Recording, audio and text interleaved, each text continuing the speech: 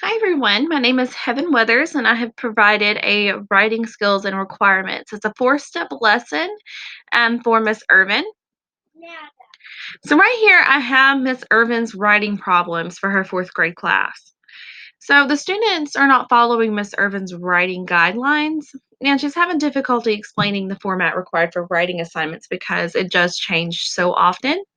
And she also has quite a few classes. She has more than one throughout the day and over 100 students, so it's hard for her to keep up. So to help her with this, I have provided her with technology tools that she can apply to the lesson that I have provided her that should help her quite a bit. So the first one that I provided her with is Rubistar, which will help her create rubrics for each one of her writing assignments. Then I have also provided her with smartboard lessons because she has a smartboard in her classroom. This will work really perfect. Um, and then also I have a podcast link, which is on Clip It, that she can use to make podcasts for a class that they can use in their spare time. So this one is an example of what Rubistar looks like when she's going to go in there and make one. She doesn't have to log in if she doesn't want to. If she wants to save it, she might. That way, she can go back and get it again for the next class if she runs out of copies. She can do that. But what she needs to be under is research and writing. And she needs to print off one of these fancy little rubrics because there are a bunch of different options for each subject that she's going to teach. And then this is an example of the Smartboard lesson page. So she would need to go in and make an account. And then I looked up writing right here. You can see it in my search bar. And then I have writing process right here, which is what she's going to want to select. And then this is what the homepage of the podcast site is going to look like. It's called Clip It. So she'll go in, make an account, and then she can upload a clip to the page that she can save and use. This lesson does follow the CCSS standards and the ISTE standards. So the Common Core State standards that it follows is the writing and listening skills, which is located in the language arts section. And then the ISTE standards is the creative communicator, which is section 6, and that is because the students are going to be using self-expression using their writing skills. And then preparing for her lesson, before she can begin, she's going to have to do a few things first so that she has plenty of time to conduct it. So, to prepare for her lesson, the first thing she needs to do is print and she needs to make copies of the writing rubric off of Rubistar. And then the next thing she needs to do is create the Smart Tech account and download the writing process smartboard lesson so that she can find it easier. And then she needs to create a Clipic account so that she can save her Clipits and pre-record her writing podcast.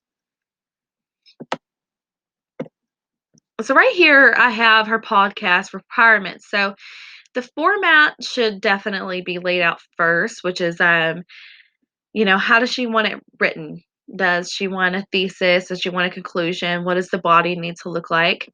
And then she needs to tell them how many words or pages are required for each paper. And of course, that's always going to fluctuate, so she can do a new podcast for each class or for each subject. And then we have a subject of paper that she's going to need to have on her podcast. And then the requires whether the page is going to require research or if it's just from student imagination.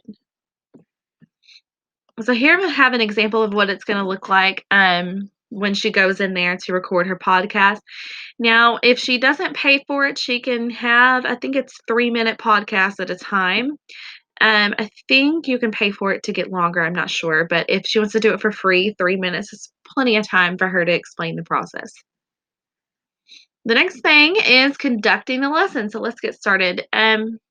Step 1, she needs to explain what the paper will be about, which is the subject. So I have an example here.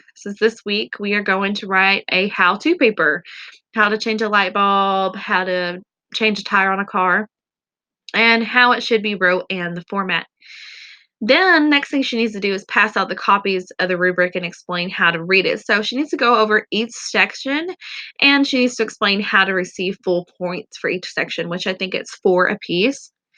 So, right here, I have an example of what her rubric is going to look like. And it looks like she has length, sentences and paragraphs, salutation and closing, or thesis and closing, if you will. And then she can add more on the bottom if she wants. And then this is the full points, and this is the bottom. So that way she can use that to explain. She had to explain each section, how to receive full points, what causes you to not get 4 points as well.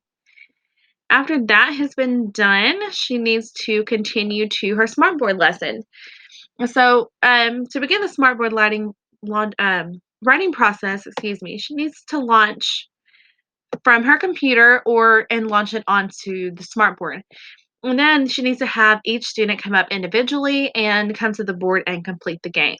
So the game right here says, "Where are you in the writing process?" It's I'm not sure what this is. Pre-writing, rough draft, and edit and final copy. She can change these if she will, and then she can put their names right here on these little pencils right here. And so that way they can have an idea like, what is this? What is this? What is this? And then every day or every time she's done with the rough draft or a final, they can come back in and do this again. The next option or the next step is her podcast. She needs to give the link to the students for podcast recording. Um, I wouldn't suggest doing it during class, but she can if she will. But the podcast is mostly just for the students to keep. The students do need to listen to the podcast before the beginning of the paper because it's going to go into more detail about what she wants. So but also it's good because she can give them the link or the URL, and then they can go back in and listen to it again if they're forgetting something or they forgot how to do the paper or something like that. Here's an example of what it'll look like when they go to click on it. Um, when they click on it, and then they can just hit play right here and just listen to it from their home, or when they're fixing to start it. They can even do this in class, whichever.